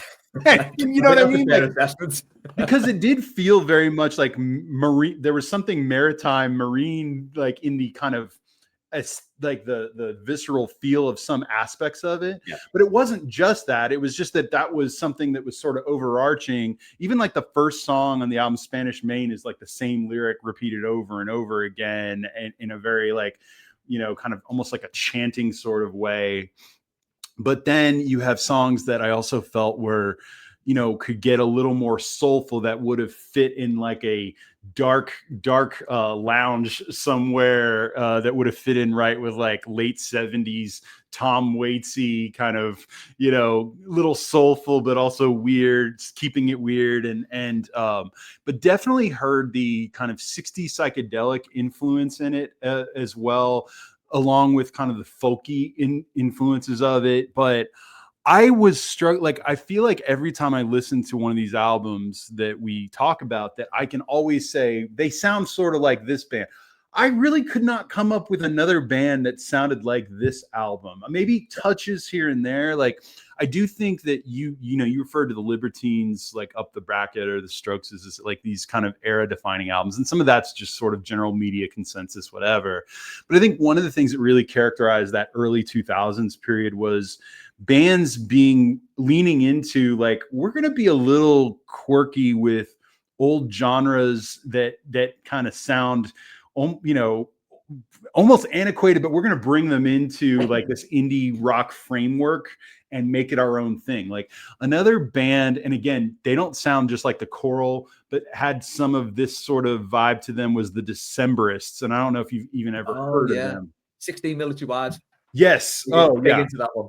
Yeah, no, the Decemberists, especially their first few albums, they really leaned into sort of the folky maritime, like, stuff that would sound like, is this being sung on a pirate ship? But then also, but also had clear like pop and indie rock influences kind of layered into it.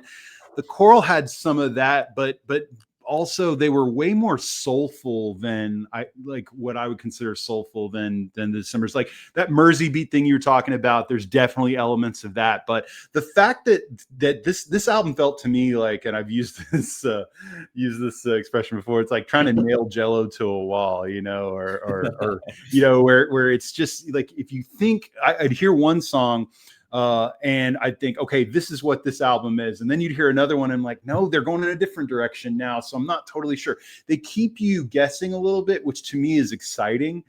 I think I need to listen to it a few more times to maybe connect with it emotionally a little more. But the whole time I was listening to it though, Les, I was fascinated by like the creative process of coming up with this type of music. Loved Dreaming of You, which I know, is, I think, kind of, I don't know if it was a hit or a single, but, I get why it was popular. I really liked Goodbye. I really liked Skeleton Key. I found, and maybe I started to gravitate more because I felt like it's an album where it's like putting on a tight pair of shoes at first and you're like, I'm not so sure this is comfortable, but then you start walking and then you're like, okay, I'm getting into this. I'm starting to get the idea of what they're going for here. And I really ended up enjoying it more. I think I've got to spend more time with it to uncover some of the layers here.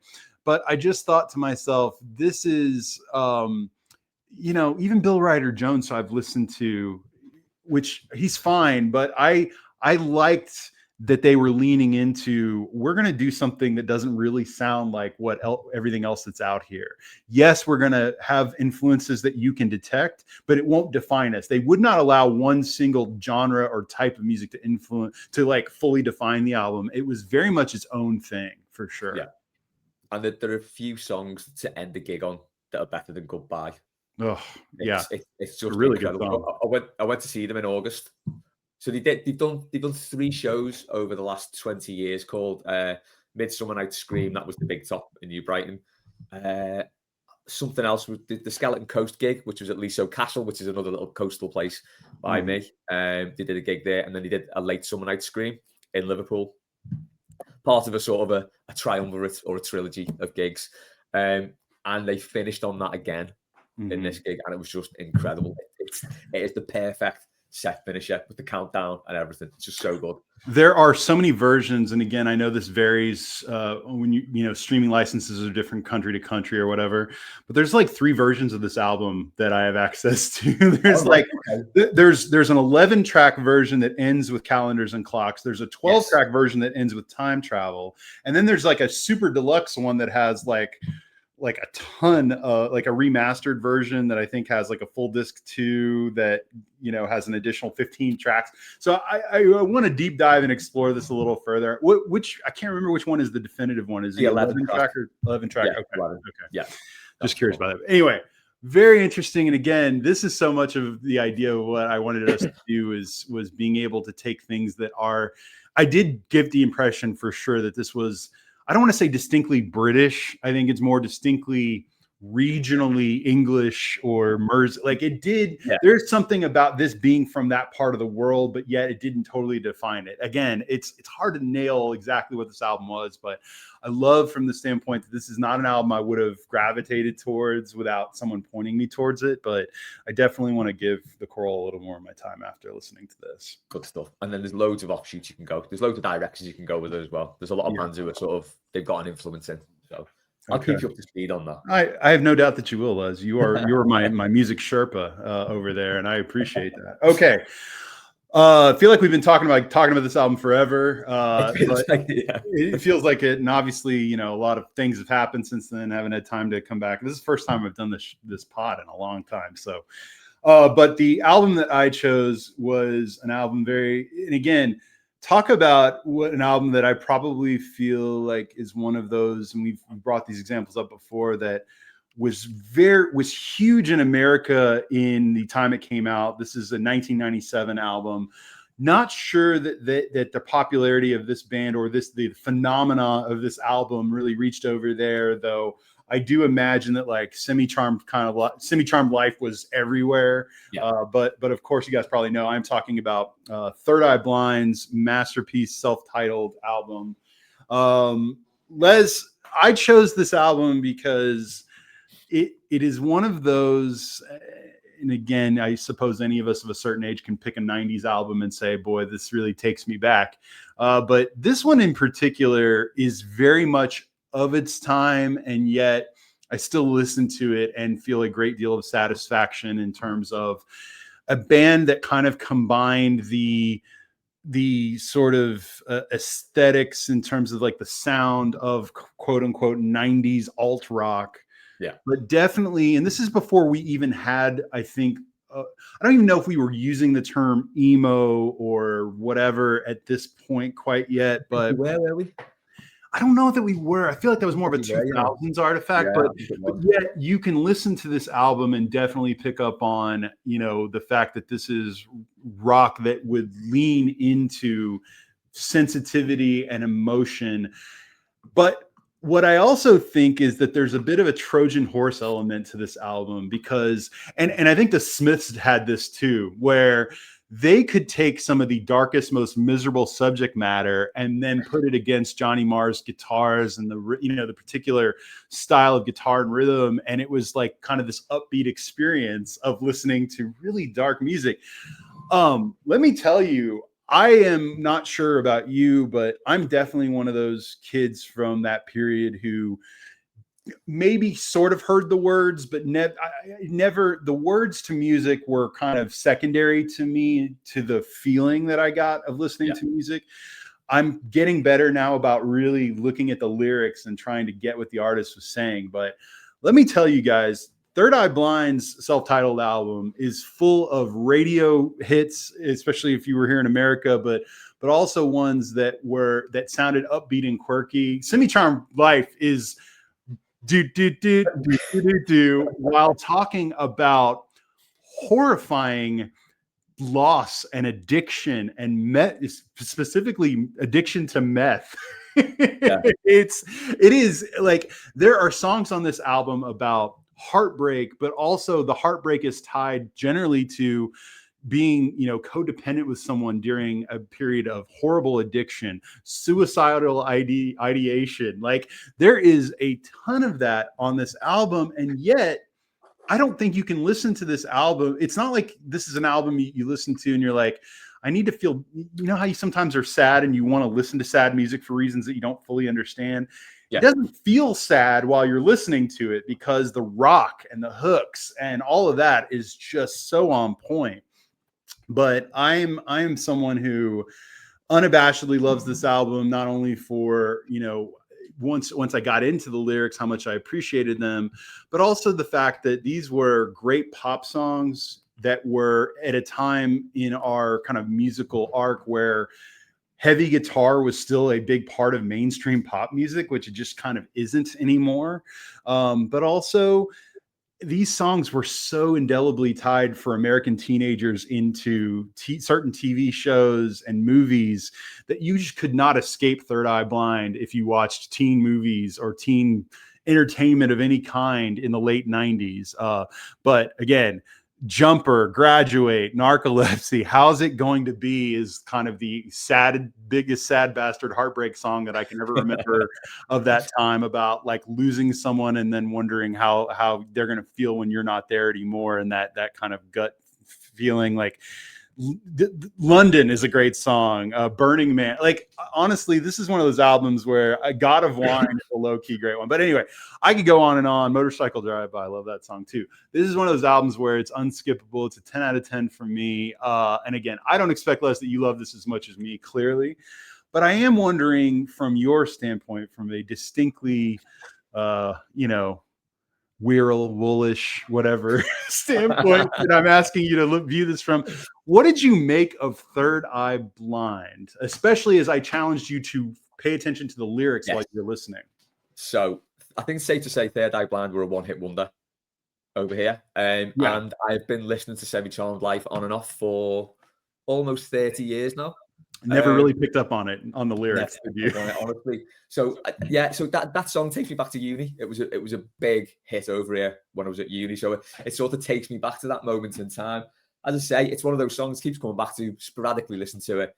When you said read the lyrics, that absolutely blew my head off, because I've sung along to the do do do, and the odd lyric that drops in and out, you sing along to it. when I read it, I was absolutely horrified. It is a horrible, horrible story of addiction and codependence, and it just absolutely nails that really bleak sort of outcome for people who've got addiction problems and that codependency thing, like you said before. And this is their debut. Yeah, yeah. They didn't have time to get jaded yet, and this was. And granted, you know, the lead singer of this band. Why am I blanking? Third Eye Blind. It's Stephen. Stephen Jenkins, who has a reputation for being kind of a drama queen, and kind of, he's like a lot of our favorite bands, a weird front man type. But he clearly brought a lot of baggage to this debut. It sounds like one of those albums that if they'd only made this album, this was the project, this was the work of his life, and he did it. Yeah, it feels like Losing a Whole Year and Semi-Charmed Life. They're a nice pair. They're a nice pairing because I think they both sort of show how much of a waste of time addiction is. Yeah. And if you're caught in that addiction loop, time just passes you doing nothing except getting wasted. And I think those two songs in particular really sort of, when you listen to them and then you read the lyrics, it really, really hits you. But yeah, I found the whole album. I thought it was just going to be a little bit of a pop punk jaunt after just knowing them from Semi-Charmed Life, and that was it. But yeah, it went a lot deeper than I thought. And like you say, yeah, the ones you pick out, I think they released Graduate, or is it Graduate, not Graduate, Graduated. I think they released that over here as well, like the second one that sort of fizzled out and then didn't hear from them again. So I kind of knew that one. But yeah, like you said, I like God of Wine as well. Yeah, Jumper, Semi-Charmed Life, Narcolepsy, Losing a Whole Year. Just a really, really good album that I was not expecting, I thought, because I don't know, when you get a band who's a one-hit wonder, you kind of think they're also a one-trick pony, and it just seemed like, and they weren't really a one-hit wonder. You can argue that it's one of those bands, like, and again, different genres, whatever, but like there are some bands who, fair or not, they're always going to be remembered most for that first one. You know, like the Stone Roses. The Coral Dreaming of You, that's their thing as well. Yeah. So the Coral, it's like everyone says that's their one song. Yeah, but if you know the band, you know more. So I guess it's the same with these as well. Yeah. But I mean, because a ton of these were very big radio hits over here. But like, you know, Violent Femmes are kind of that band. Like, and they've made some other really good albums. And Third Eye Blind have made some other good albums, but nothing that quite reaches the heights of this, artistically, critically, whatever. Stone Roses I bring up because I think, aren't they one of those bands whose debut is just so iconic that, you know, it dwarfs everything. It took 5 years to make the second one, didn't they? And then, like the Strokes have other good albums, but are they ever going to top Is This It? I don't know. Will Interpol ever top Turn on the Bright Lights? Like, those are, I think the 2000s had a lot of those types of bands, but to paint an example of kind of what we're talking about here, like, you know, you Semi-Charmed Life is one of those, like, literally in the lyrics, do like, it's a very kind of happy song, and it was always played on shows completely removed from the context of the lyrics, because they played in shows and kind of like, or in a movie is kind of a bridge and a fun part of the movie. Or Graduate was in a lot of movies about kids graduating high school and stuff, and hey, you know, like, how fun this is. But like Semi-Charmed Life, I'm going to read you just a lyric here. Doing crystal meth will lift you up until you break. It won't stop. I won't come down. I keep stock.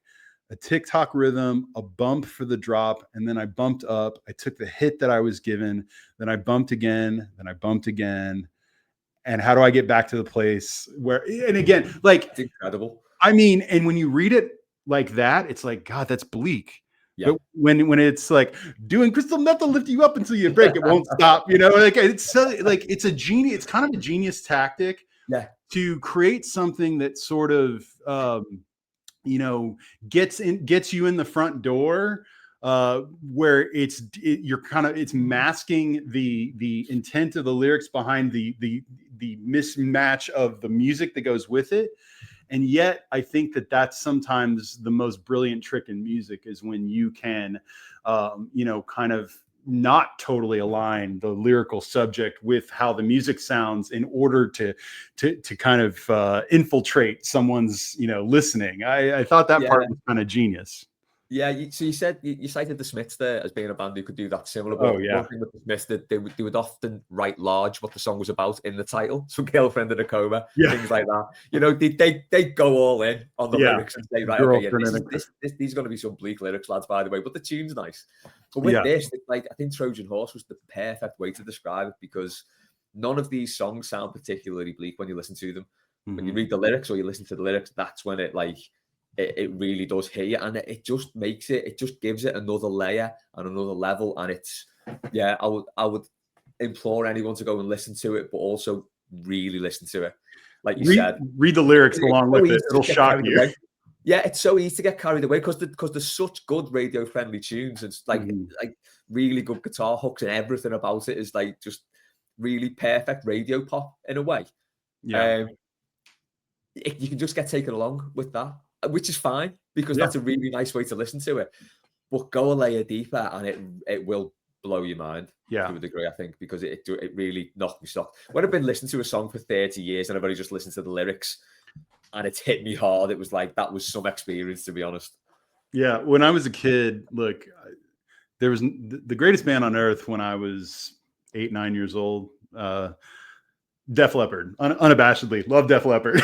I was singing an approximation of their lyrics, like "Pour Some Sugar on Me." No one really knew the lyrics. They were just kind of like you approximately got the lyrics, and you didn't care because it just sounded fun to sing or whatever. And I found, and part of this is frankly over the course of my adulthood, getting into records. Where, and this is what I think sometimes gets lost in the Spotify, Apple Music world of things, is we basically just hit shuffle on a playlist, and albums almost become secondary. Or even if we listen to albums, they're like background music, especially I think with quote classic albums that we grew up listening to. We take for granted, to your point, I've heard this so many times, I know this song. And then when you have a physical copy that comes with, like in the case of Third Eye Blind, is going to come with all the lyrics inside. And then suddenly you're like, holy shit, was I really just, bipping and bopping along to this? And, it'll knock you for a loop. Now, when I was a kid, the themes in this album of heartbreak and lovelorn longing and all, like, those just spoke to emo Rob before I knew what emo even meant. I was a romantic. I was, as you can imagine, I was someone who thought that, my loneliness of not having a girlfriend at age 14 was just going to inform the rest of my life, because I was a stupid kid who thought that this was the most important time of my life, but that music really plugged in, though, to that feeling of like the immediacy and the rawness of those feelings, and validated them. And I think that's when you think about the music we loved as teenagers, I think it was because a lot of that music then did not make us feel like our feelings were invalid. If anything, they made our feelings feel really valid, and maybe overly valid at times. But that was gratifying. It was validating back then. And I think Third Eye Blind was one of those where it made me feel that way. So when I listen to it now, I mean, my God, I was 18 years old when this album came out, and it just, I'll be damned, it just takes me right back there. But I'm glad you liked it, Les. I know, again, it was more of a, I think the reason I was wanting you to listen to it is because I know everyone has heard probably at least one or two of these songs in passing or on a TV show or in a movie before. But I wanted to get your take on it once you actually followed the lyrics along with it. So glad you enjoyed it, Les. No, appreciate you putting me on that one. Well, guys, unsurprisingly, we've just hit we didn't hit 2 hours, but look, it's been a while. I've had, for anyone who knows me, or, I've had a lot of family stuff that's gone on the last couple months, and, I'm just getting to the point where it feels good to just, get back to normal and talk about Everton again. And so, I really enjoyed, Les, just getting back on with you again. Guys, I hope everyone is enjoying the international break. I hope everyone is I think everyone, for the most part, is enjoying the season so far. If you're not enjoying the season, or you're finding things that are just driving you insane, like, let's all chill a little bit. I think Everton are really been good value for the money so far. Be really interesting, obviously, as the schedule and the fixtures get more challenging, what this is going to look like. But hey, very excited about things moving forward. Les, really enjoyed the conversation. As always, Les, I wanted to give you the platform to finish us up. What have we got on Blue Room? I know we just had Mailbag that came out. What have we got coming up this week? We have got Blue Monday. On Monday, obviously, I'm also doing the second part of the Culture Show, the Everton Culture Show with Roger, Sarah, and I think Gav Buckland's going to join us as well. Nice. Oh, I love Gav.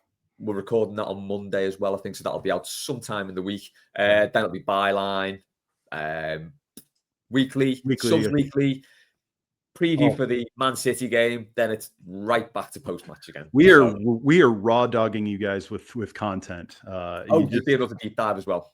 Yeah. What was that? Another deep dive as well. Part 2 of, what was it this week? Was it about like the last couple, like 2 seasons ago? Like, what are they covering? Yeah, I think it was. Gosh.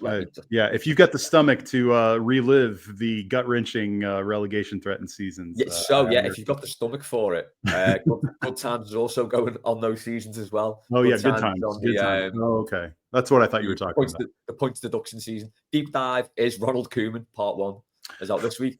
Ronald Koeman, part 2 will be out next week. So if you really do... I love part 1 way more than part 2. Let me tell you, of Ronald Koeman, if I can be so bold. But so if you're not already having an Evertonian existential crisis, probably listen to Good Times and Deep Dive, and that'll put you right.